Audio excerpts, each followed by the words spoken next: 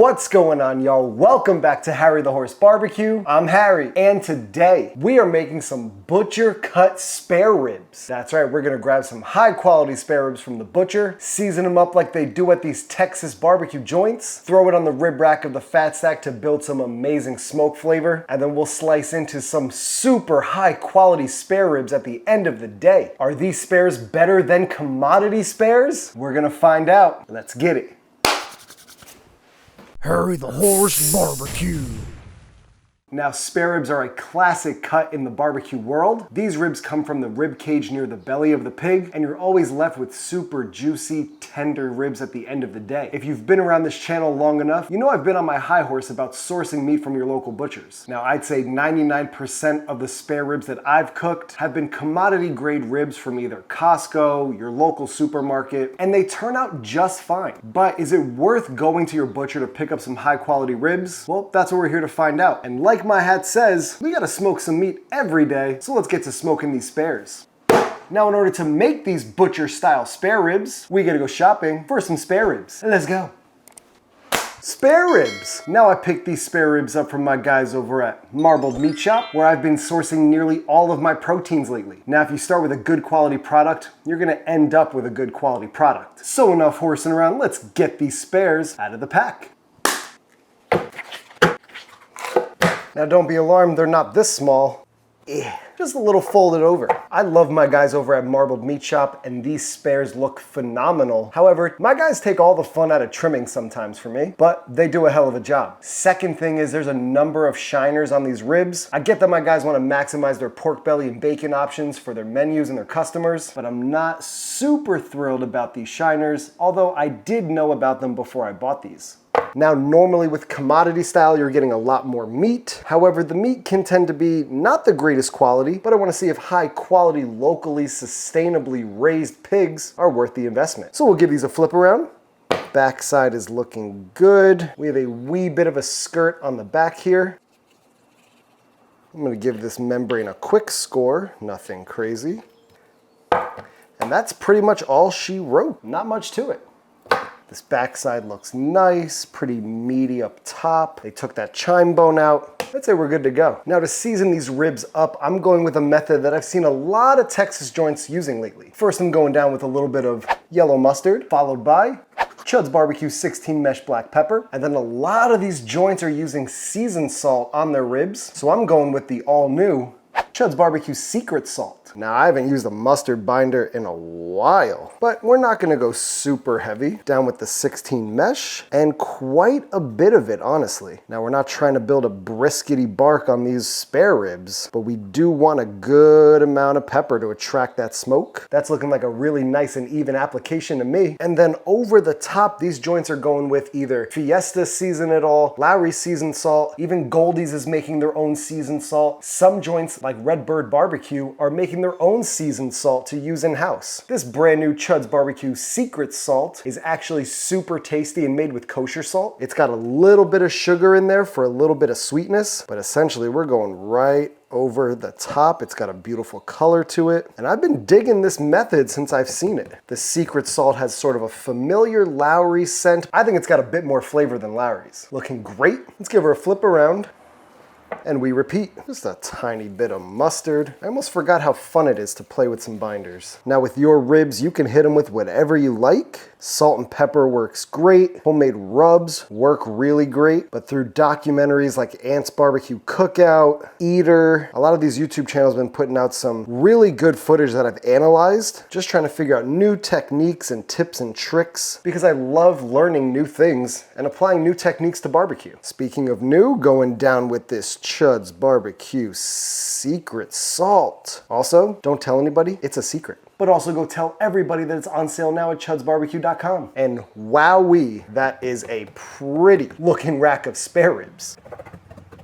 And you cannot tell me that that's not a beautiful looking rack of spares. I am pumped for these butcher style spare ribs. High quality meat, high quality ingredients. I'm about it. These butcher spare ribs are all seasoned up and they're ready for the cooker. So let's go fire up the cooker.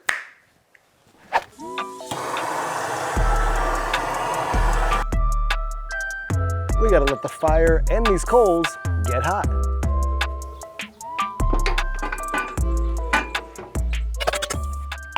Sweet. All right, y'all, the cooker's running at about 225 degrees. We're looking nice and smoky to start. So enough horsing around. Let's go grab them spares and get them on. Let's go. Some beautiful Texas style butcher spares coming up for y'all. Up and under. Okay, you know this top rack is the rib rack. I'm gonna pull it out and ribs going right on top. Gently across, something about like that. All right, these ribs are sitting pretty on the rib rack of this fat stack. We're gonna let them roll in this oak and cherry wood smoke for the next 2 to 3 hours before we take a peek. I've got a water pan sitting on the designated water pan shelf. I've got the damper to the smokestack about 1/3 of the way closed, and our fire is rocking a smoky 200 to 225 degrees Fahrenheit. We're gonna gently cook these ribs over the next few hours so we ensure some beautiful red smoky color, and that way we don't create too much pullback on these bones because we know we got those shiners. I'll bring y'all back in a few hours to check on these, but until then, slide her in, and then we gotta close it down. Boom, shakalaka. Y'all gotta be very quiet. There's a baby deer. Oh, did it see me? It smells the ribs and it wants some. And by baby deer, I mean a full-blown adult deer who's watching me cook these ribs. Anywho, here is our temps staying steady between that 200 and 225 mark. Speaking of animals, some bird really doesn't like me as it took a giant dookie on my smokestack. So that is lovely to see. She's overdue for a cleaning anyway. We're coming in for a 3.5 hour check-in, and these ribs are looking amazing. Haven't done much to them. I rotated them a bit because this edge was looking a little dark, but they've just been rocking at this low temperature, so I don't burn them or get too much weird pullback going on. You can see there's a lot of plumping going on between the bones. That's because these ribs were cut pretty close to the bone, but I think here in a little bit, we're gonna loosely wrap them, but we gotta make a quick little glaze first. Let's go do it. Let's make a real quick rib glaze. Just gonna go in with a bit of water, some really good honey for sweetener, boop, and some apple cider vinegar. I'm essentially starting with like a tangy simple syrup onto the heat. Now that the honey has dissolved into the liquid, we're gonna go in with some components to make this a little bit thicker of a glaze. Starting with a wee bit of ketchup, just a small hit of Dijon. Come on, Dijon! A little bit more 16 mesh black pepper, and a little bit more secret salt, just to add those complementary flavors. Mix it in, back onto the heat. Now these ribs have some good fat render. You could see the fat has become a bit squishy and taken on that nice caramelly kind of color. And down we go with our very loose glaze. This is intentional, just to add a little sweetness, a little more on the back side.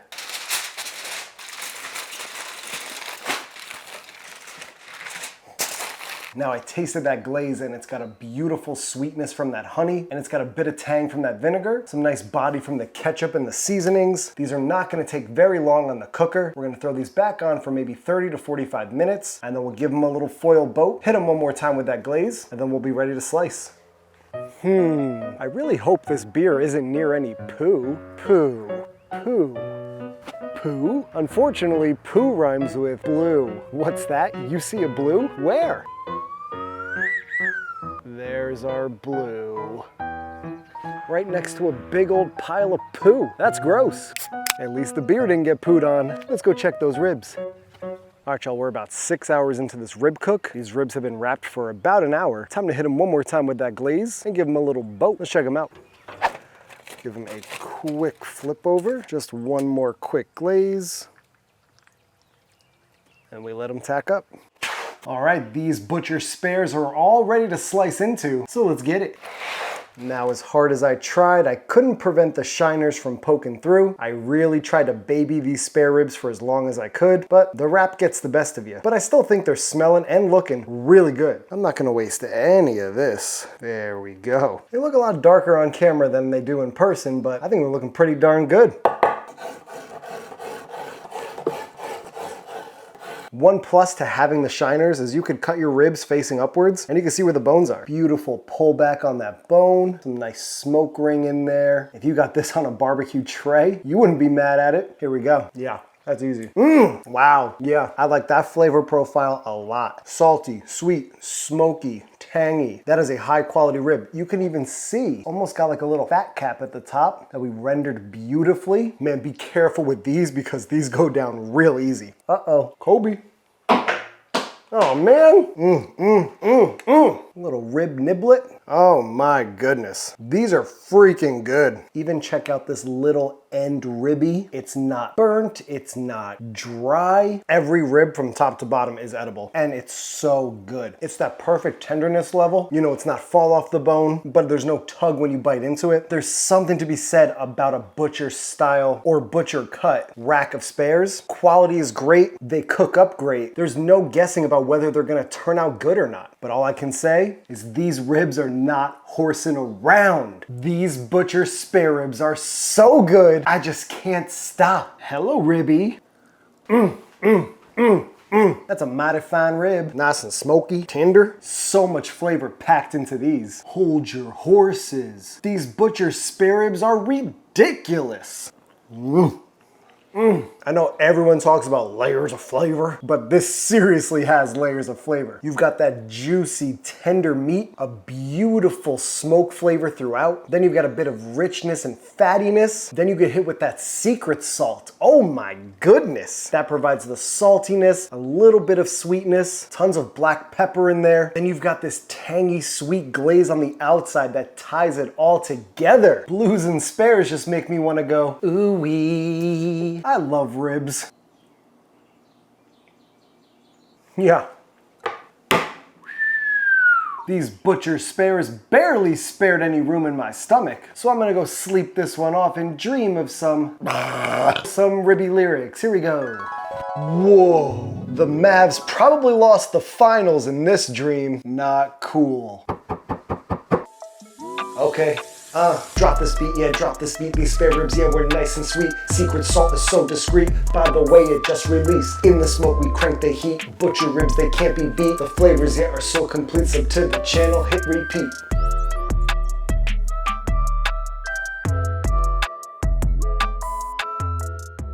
Thank y'all for tuning into Harry the Horse Barbecue. I really appreciate you checking out this video. Make sure you subscribe to the channel. Every subscription really helps me out. You know we got a beautiful bark on the outside of these spare ribs, so go ahead and leave a like on this video. Leave a comment down below if you've sourced meat from your local butcher and what other cuts you want to see me smoking up. Make sure you hit that notification bell so you get notified every time we're posting new content, and you can follow me on Instagram at Harry the Horse Barbecue. Tag me so I can see what y'all are cooking because it really inspires me to get outside and cook. And with that being said, we lived by the rules of the hat, so there's only one more thing, y'all. This one is going straight to the horse's mouth. We'll catch y'all in the next one. Peace!